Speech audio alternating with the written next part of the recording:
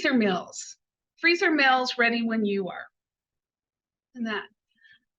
I'm guessing that some of you may have joined for this presentation today because you're doing the best you can. You're juggling lots of different things. You may be working, may be retired, lots of meetings, juggling, might have a young family and trying to manage practices and homework. And really you have some options, right? You could stop for fast food again, or maybe you get home and you grab that easy boxed meal, a hamburger helper, macaroni and cheese, and make dinner. Or maybe you even spend significant time, make a beautiful, healthy meal. You sit down to eat with your family and you find out no one's really eating. And you ask them what's going on, and you find out that they got into their Halloween candy and ate it while you were cooking this lovely meal.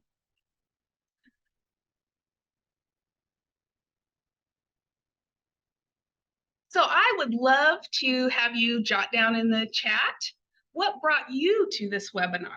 I gave a little scenario. One of the options is because you're busy, but go ahead and put in chat some of the reasons that you are spending an hour today listening to me talk about freezer meals.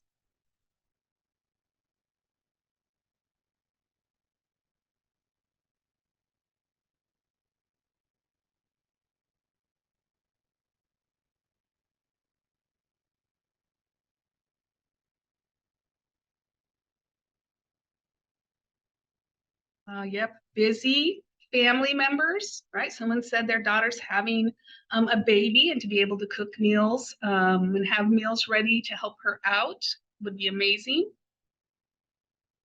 More nutritious meals. To have something easy if company comes over. Really to have that control over your food, right? There's hamburger helper meals and boxed meals and frozen meals, but knowing what goes into it is pretty important. Getting home late in the summertime and everyone's hungry, so some great responses.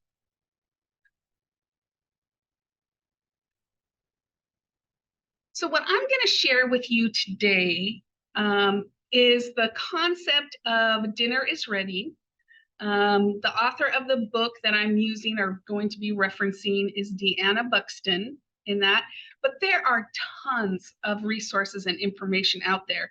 And I put just a couple of the resources or books out there that you might be interested in, but there's a lot.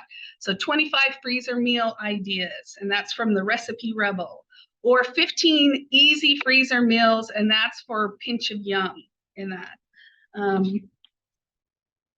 But really, Deanna Buxton's book is not new. It's been out for a long time, and I purchased it a long time ago and started using it. One of the biggest things that I would encourage you if you're wanting to do freezer meals is kind of figure out what is right for you. Deanna said you can spend a weekend cooking and have 30 freezer meals. And I'm going to talk more about that, but that may not necessarily be right for you.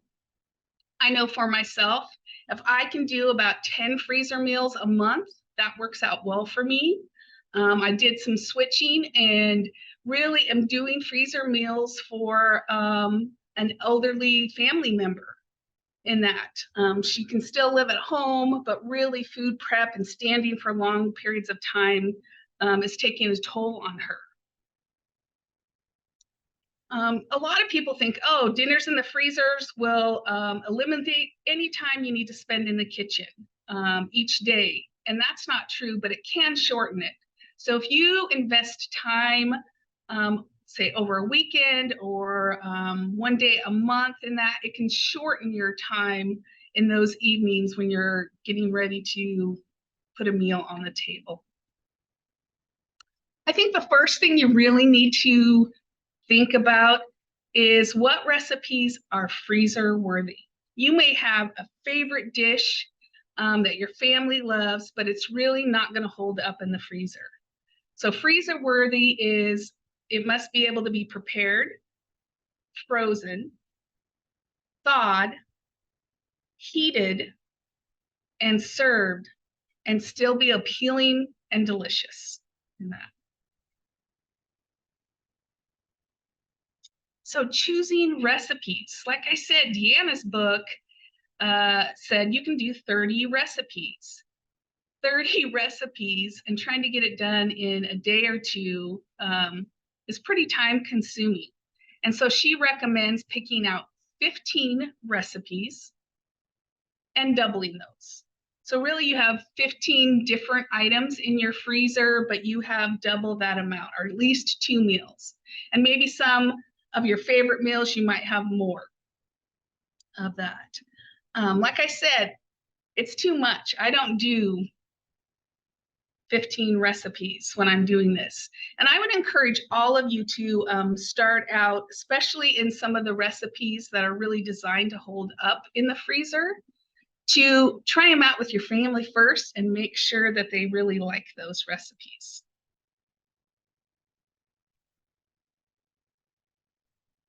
So she also talks about recipes that are fully cooked versus ready to bake.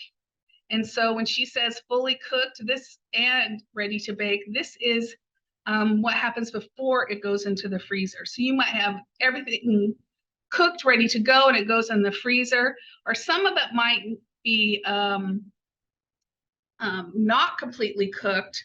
You put it in the freezer and then it finishes cooking. It's not just a reheating, but finishing cooking afterwards. And so there's lots of different cooking methods. And you probably want to choose to use quite a few of them. And our author encourages us to use several of them.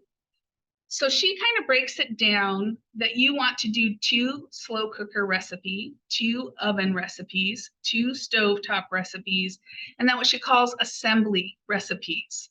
And that's where you have you cook a bunch of meat and you cook maybe some sauces and some pasta and you're assembling those together. Some examples of slow cooker recipe in that I found a really good one for Swedish meatballs. In that, an oven recipe might be a stew that you could cook in your oven. Stovetop recipe might be a soup. An assemble recipe might be like spaghetti. Now, as Serena mentioned at the beginning, this is the last presentation for this series for this year. We're going to be offering it again, but we've had some incredible speakers. And so if you haven't had a chance to be with us live during the webinar and you're going back and looking at those recordings, I really would encourage you to do that because we've learned about gluten-free cooking. We've learned about air fryer. Jennifer did a great session on the slow cooker in that. We had candy making. We've just had some great sessions in that. And so some of those you're going to want to apply if you want to do freezer meals and do it in a short amount of time in that. So for example, Serene did a great presentation on the electric pressure cooker in that.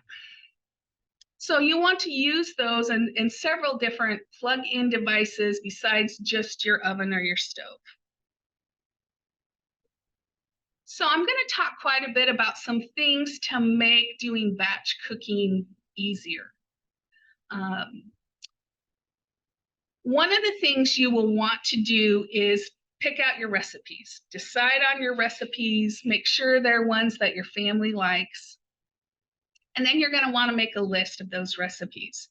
So here's an example of what someone has done, that they picked the recipes of spaghetti, some taco soup, simply lasagna, some meatloaf and potatoes, and they made a list. But if you look, there are some little boxes off to the side, and you don't have to have boxes, but you want to have that list because once you're done, you're going to tape that to the front of your freezer. And when you pull a meal out, you're going to check off, and that's going to help you track them. Also with this list, once you picked your recipes, then your grocery list, and that's what's on the right side of your screen, you're going to want to go through, and for every pound of ground beef, you're going to make a hash mark. So you might have 7 recipes that call for ground beef in that. So you make 7 hash marks, and you're going to know you're going to need 7 pounds of ground beef in that. You need 1 pork roast. You need 2, probably small bags of carrots in that. However that works for you, you will want to have a pretty solid recipe list. This is organized by meat, by produce, by pasta, which should make shopping a little bit more efficient. So these are some of the hacks or things that from Deanna's book really has made things a lot easier if you're going to do batch cooking. And so the idea of, in just a minute here.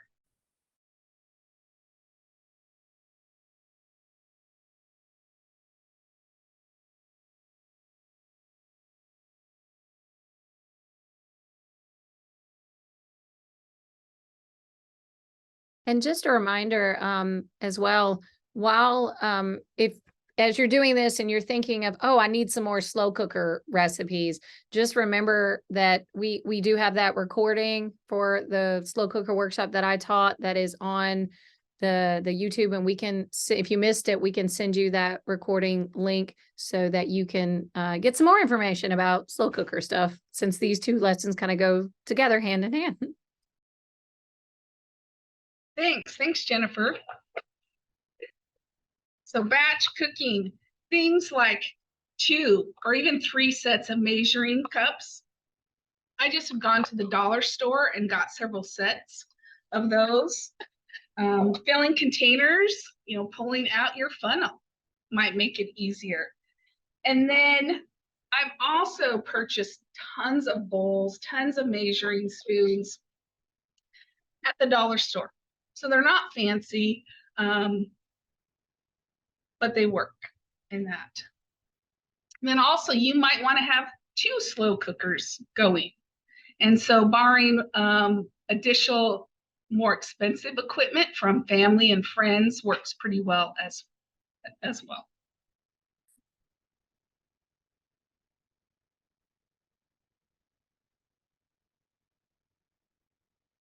So things that make it easier as well, and thinking about what containers you're going to put your meals in. So a couple options are heavy duty freezer bags.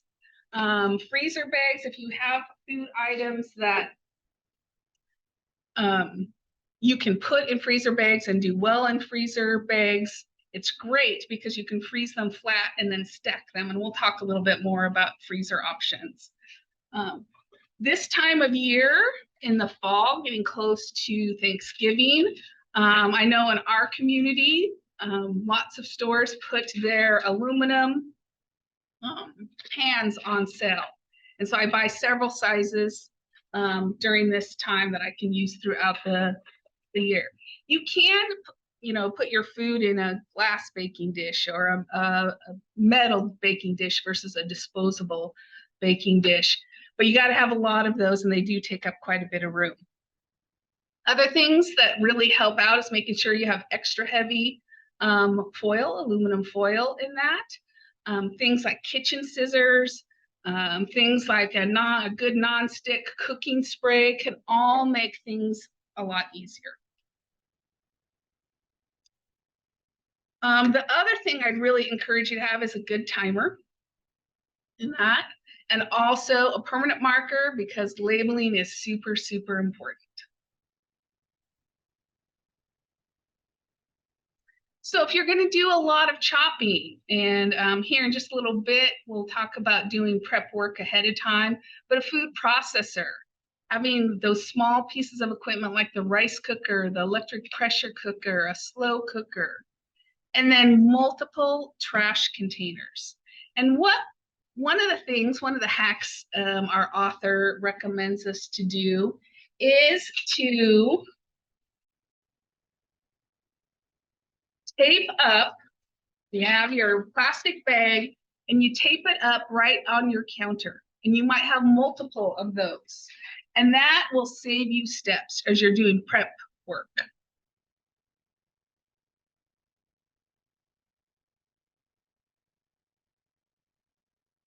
So the day before,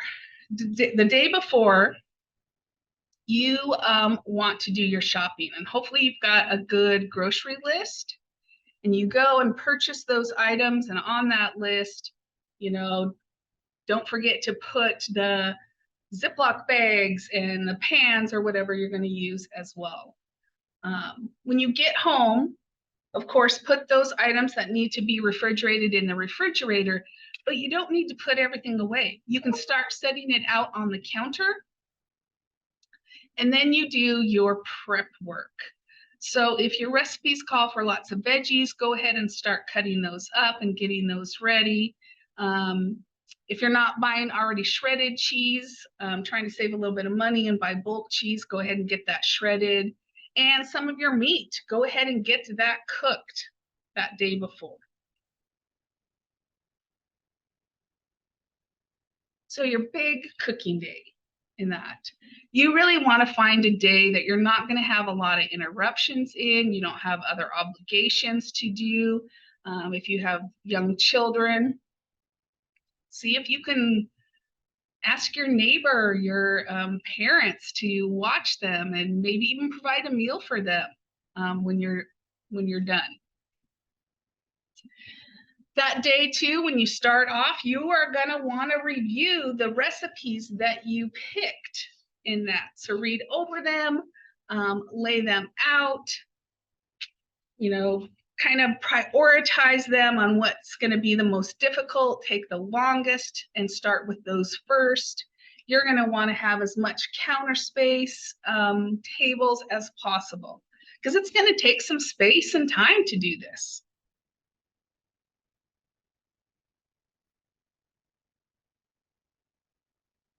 Before you start assembling that first recipe, our author encourages us to look ahead and look at that second recipe. You kind of laid them out in that.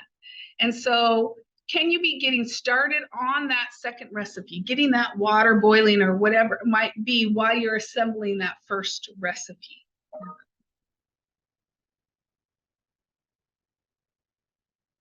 So a couple things. I said at the beginning, maybe you have your favorite recipe and you want to freeze that recipe.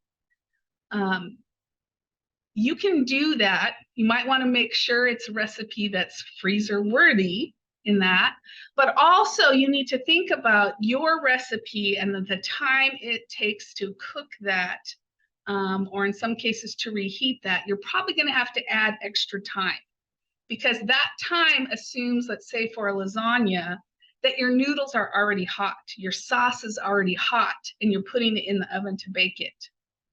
If you're pulling it out of the freezer, thawing it in your refrigerator the day before, and then putting it in your oven, you really need to add about half of that cooking time again in that, and really for any recipe.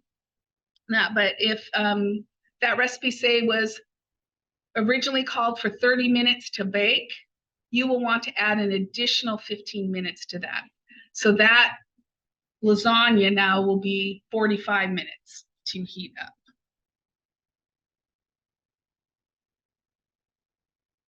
So as you finish recipes, we encourage you to get them kind of out of your way, move them to the table to be packaged for the freezer.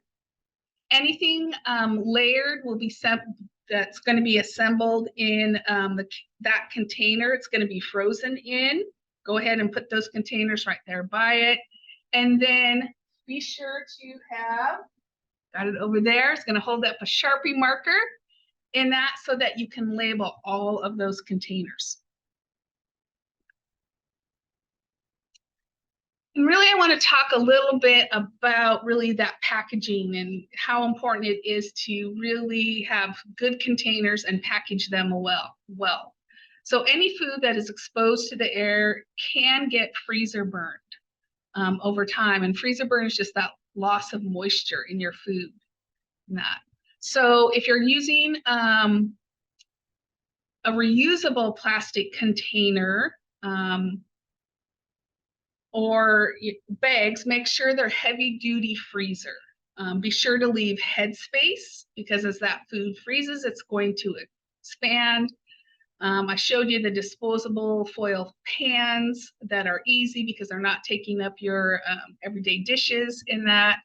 And label. Yep, you're hearing it again. Labeling is pretty important.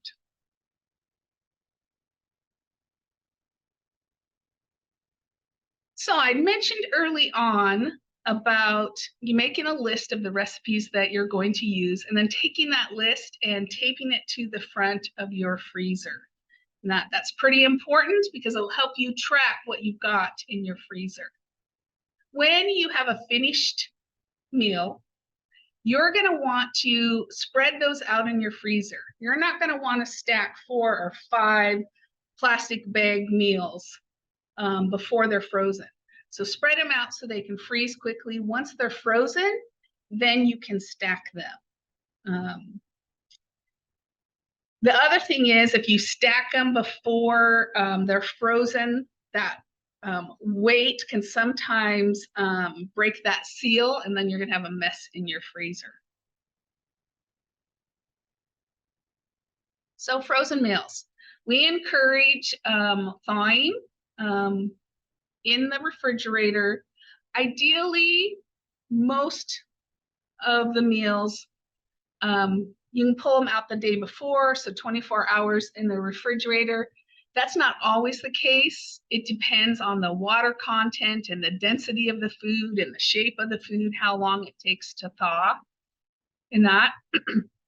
But generally, at least the day before in that. If you are going to be using the microwave, I do encourage you to not just take a plastic container and thaw that in the microwave, especially a high fat one. You know, transfer it to a baking dish in that and defrost it in the microwave. If you forgot to thaw food, you can cook it from the frozen state, but it does take a long time to do that. And there's some recommendations in her book about how long that will take.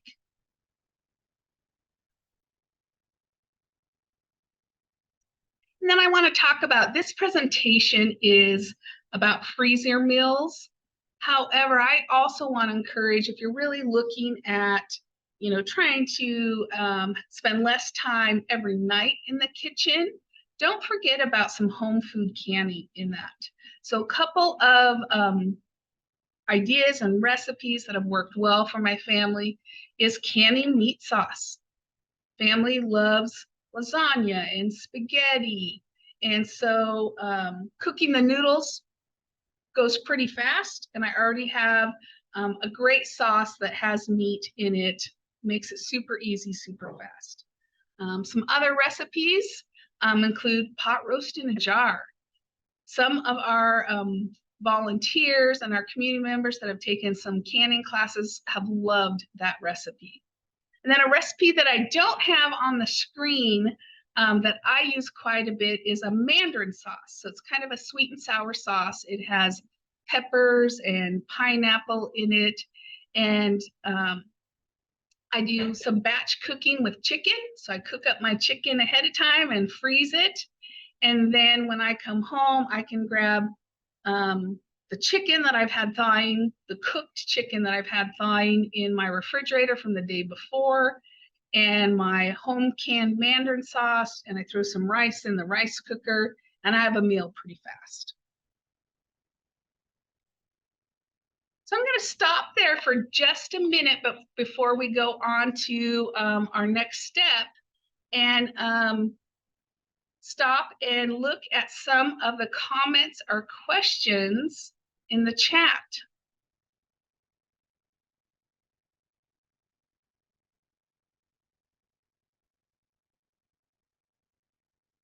Get to the top here.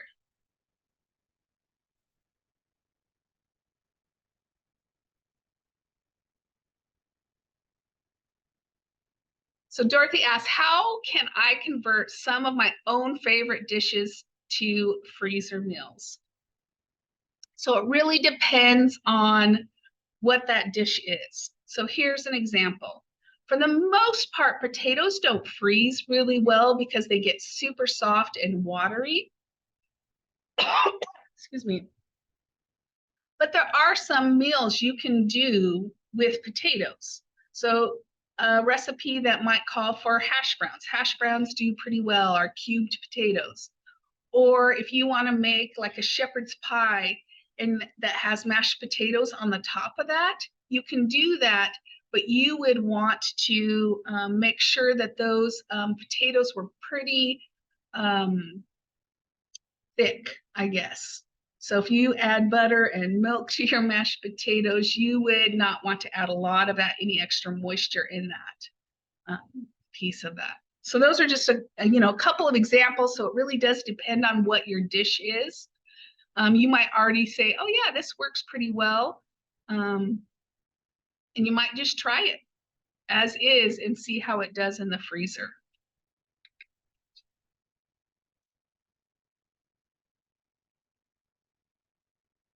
I think Tracy has talked about some of her experiences. I love it when our participants share in that. She said she would do monthly freezer meals. She would use 4 recipes, do anywhere from 2 to 4 of each of those recipes.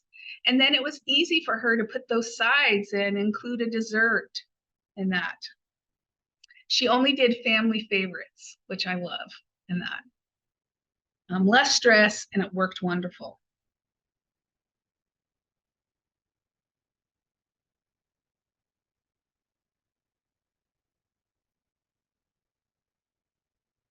All right, we got some links happening. I love it. Freezer tape and a Sharpie marker are your friends in that.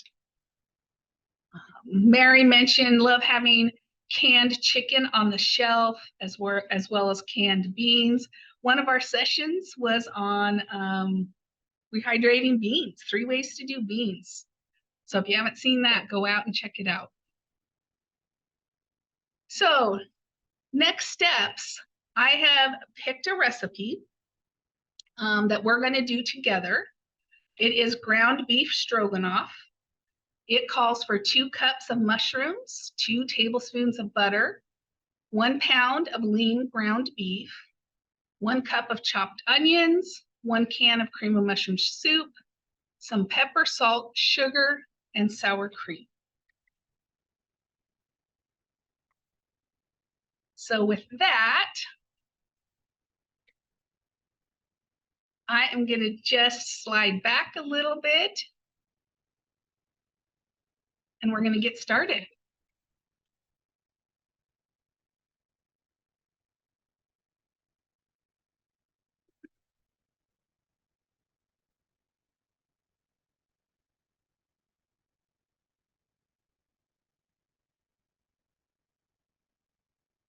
So as I said, the recipe that I picked today is our beef stroganoff. So I've got my recipe, but I wanted to share with you a little bit, kind of thinking through this. It's actually ground beef stroganoff, so super simple. But my family actually likes and prefers a very similar recipe. The biggest difference is that it's made with some stew meat versus ground beef in that, but it also has mushrooms in it. I use an onion soup mix in that recipe. It has a little bit of red wine vinegar in it and sour cream and cream of mushroom soup. So really finding out what your family likes. So not just, oh, stroganoff in that. The other thing I think I mentioned earlier, you're thinking about batch cooking in this as well, is another family favorite is our Swedish meatballs. And so that's a slow cooker recipe. So making your meatballs, pretty simple. You're going to brown them and then you're going to put them in the slow cooker along with some cream of mushroom soup and some evaporated milk, Worcestershire sauce, a few things along those lines. All right.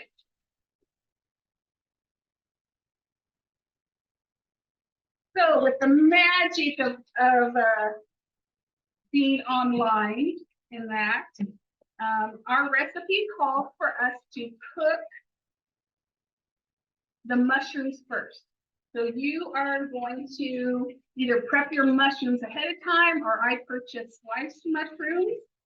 And also you're gonna cook those in some butter in our skillet. So I've already done that. So once those are cooked, it tells you to put those aside. So I put those aside. Then it tells you to cook your onions, so 1 cup of onions, and your ground beef. So I already got those started.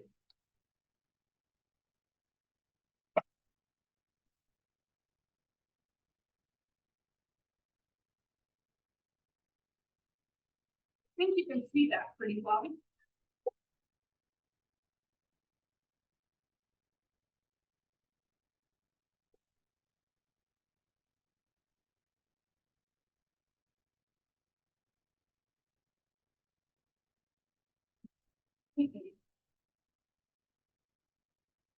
I used lean ground beef. So this was 93% lean, 7% fat. I prepped the onions the night before.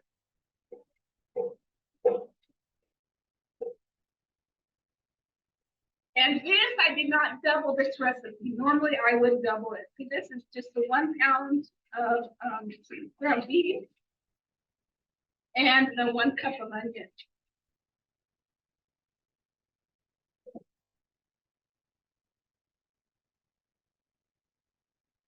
So then I'm going to add those mushrooms. That's actually 2 cups of mushrooms. So once you cook those, they really go down.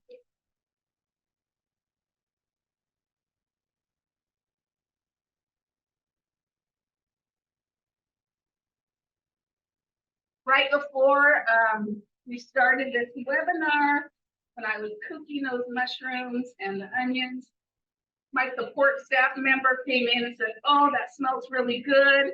And then she saw the mushrooms and she hates mushrooms. She's like, "No, not doing that." So, like I said, make sure it's something your family will eat and that they like.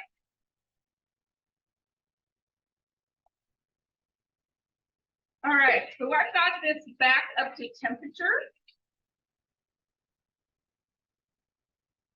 Cooking it. And then the next thing we're gonna add is our cream of mushroom soup.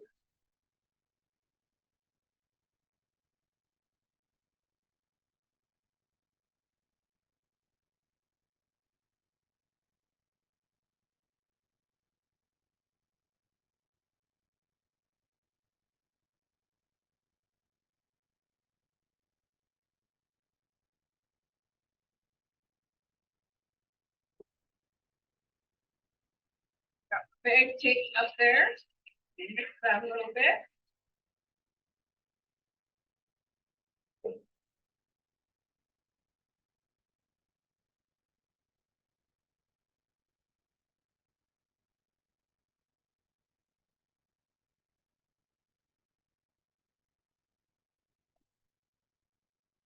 Then we're going to add sour cream.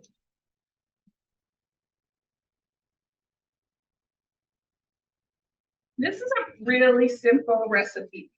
And one of the reasons why I picked this, one of my nephews liked stroganoff, but always grabbed the hamburger helper. That's what he asked mom and dad for.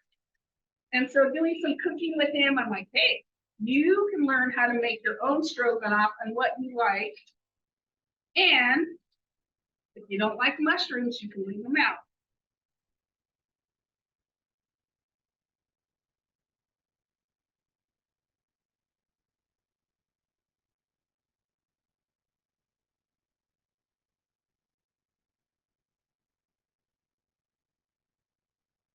So this recipe also calls for a teaspoon of salt, and about a half a teaspoon of pepper that I am going to include. If you're looking at trying to make some recipes a little bit healthier, you don't have to. And then this one also calls for about 2 tablespoons, 1 or 2 tablespoons of sugar in that. We're going to mix that up.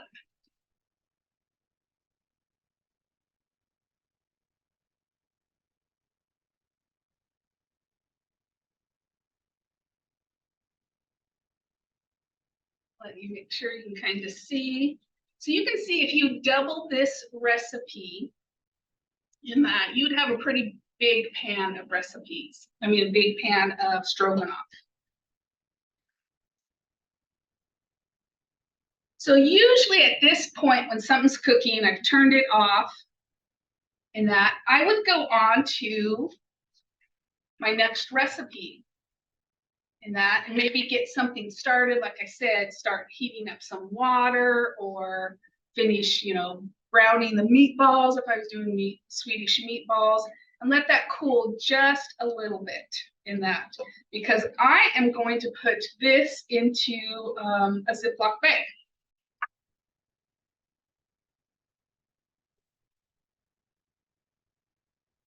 So I purchase Ziploc bags that are the ones that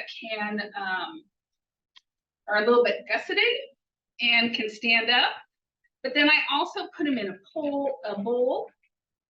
And I have used a ladle before, but I actually find just a measuring cup works really well.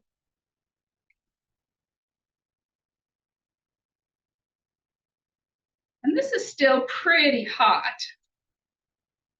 But I am going to go ahead and put it into my Ziploc bag, of which I went ahead and labeled it. So I've got what it is: ground beef stroganoff, today's date.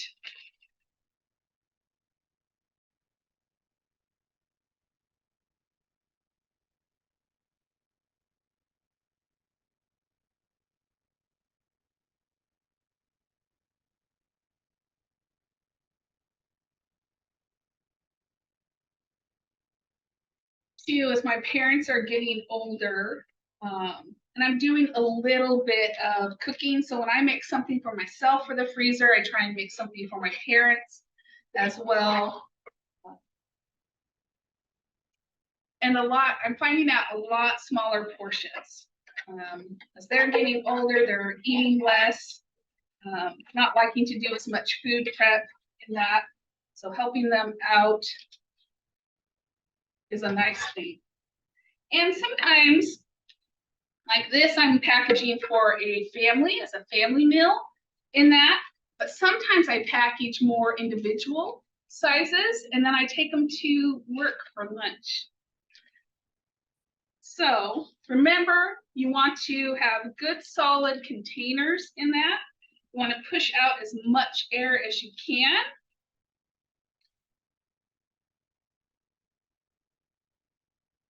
And this one, slide it closed. And then when you get ready to put it in your freezer, we know that things will freeze better or cool better if they are shallow, right? So I am pushing this out a little bit. I've left some headspace for that to expand. And then I'm going to put this in the freezer. It's labeled, ready to go. Put it in the freezer, but basically by itself in that space in that. So I'm not going to stack a lot of other products on top of that.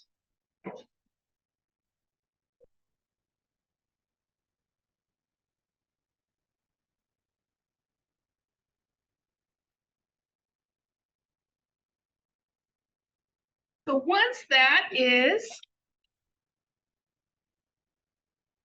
in the freezer, that product thaws pretty well in the refrigerator about a day ahead of time in that.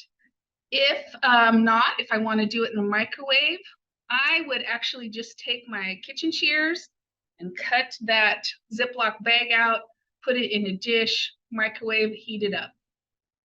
And that it's pretty flat too. I can cook it fairly well. I just put it back in the skillet or maybe on the stove top to heat that up. I would serve buttered noodles and let my family put that on top. I think one of our guests said, oh, they add some vegetables, a salad to that, and then you have your meal ready to go. Now,